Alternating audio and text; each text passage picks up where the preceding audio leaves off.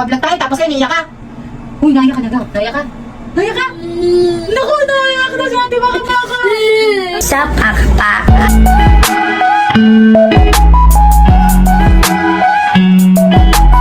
Hello, what's up mga kapakapaka? For today's video, kung may fast talk, may real talk. So yun na nga, pag-uusapan namin ni Ate Samantha. Maraming nagtatanong kung bakit Pakapaka Vlog ang title sa aming page. Ganito yun.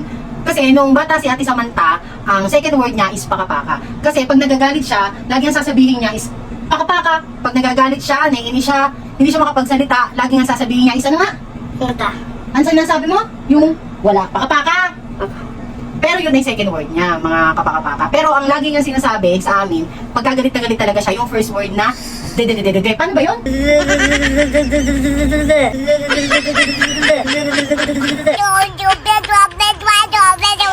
Ganon mga kapakapaka pag nagagalit siya. Ngayon, si Ate Pakapaka is, nanto ka na? 11, sorry. Anong 12 years old ka na? 11 old. Bakit ang likod mo? Masakit eh. Huwag ka nang malikot. Yun na nga. Pag nagmumudi siya, lagi niya sasabihin sa amin ni Pakapaka, de. Ganon yung mga first word at second word siya. Hanggang sa lumaki, iba na yung mga words niya. Pero yung salitang yun is yun ay, kumbaga sa atin is pangit na salita yun. Yung parang pag nagmumura ka, ganon. Hindi kasi siya makapagsalita ng diretsyo mga kapakapaka. Pero, may intindihan nyo naman siya kung kasama ako. Kasi ako magiging translator nyo para makausap si Ate Samantha. Ngayon, 12 years old na siya, napasok siya sa Ayan, ote. Pahinga Norte sa PWD. So yun, napasok siya tuwing tanghali, tapos Malapot aga. ang dami naman ng anak. Yun, tinuturuan siya, yun, Teacher. ng mga teacher.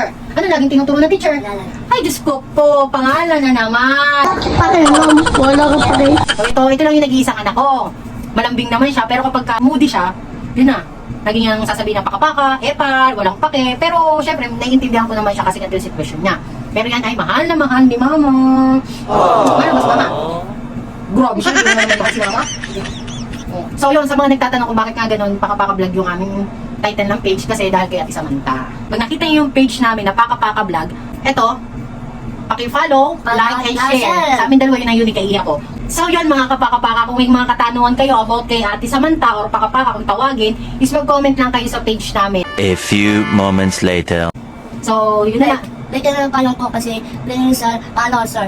Kung kapalo, papalo, hindi ka palo, like and share, diretsuhin mo. Ang paa mo naman kasi, ano ba yan? Napakalikot mo naman Ano sa tulong? Yung gabi. kalikot-likot. Laging gumano.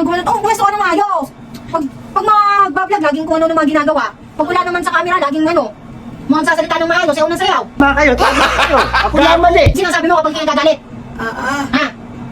Ano yung sabi? Ano nga yung sinasabi mo? Ito. Ano to? Ito. Ang gulo mo kausap. Ayaw mo ayusin ang mga sinasabi mo, lagi kang ganyan. Ano masasabi mo? Magsalita ka. Ito na. Ano? Ito yung sabi ito na. Tapos ako papakako. Oo nga, mga pakapaka. Yan na, nasabi ko na. Ano? Pagpura ka na, iyak ka ng iyak. Pati naman dito, nagbablog tayo, tapos yan, iyak ka. Uy, naiyak ka na daw. Naiyak ka? Naiyak ka? Naku, naiyak na si Ate Pakapaka. Naku, bakit ko naman naiyak? Ba't nagbablog tayo? Huwag mo na umiyak, baby. Pati na tayo, ha? Ano? Bakit? Ba't umiyak? Baka mama. Pinrak ba ka? Ba't po pinaprak si mama? Okay yun. Wala ko, galit ka. Toto tayo. Binirang mo ko? Gagaling mo naman. Pinrak si mama, bakit pinaprank? Papatay yun. Marunong ka nang mag-prank? Okay ma, tapos na edit mo. So, what's up mga Pakapaka? Baka akin na mama. Pinaka ko ni Ate Samantha na umiyak. Magaling, best actress. So, Nakaya na ako. uy, ang galing mo. Ang galing mo umakte. Pwede ka na, best actress. Ang galing mo na. Bigyan natin na palakpakan si Ate Pakapaka. Love you na. Bye-bye. Ano, sir?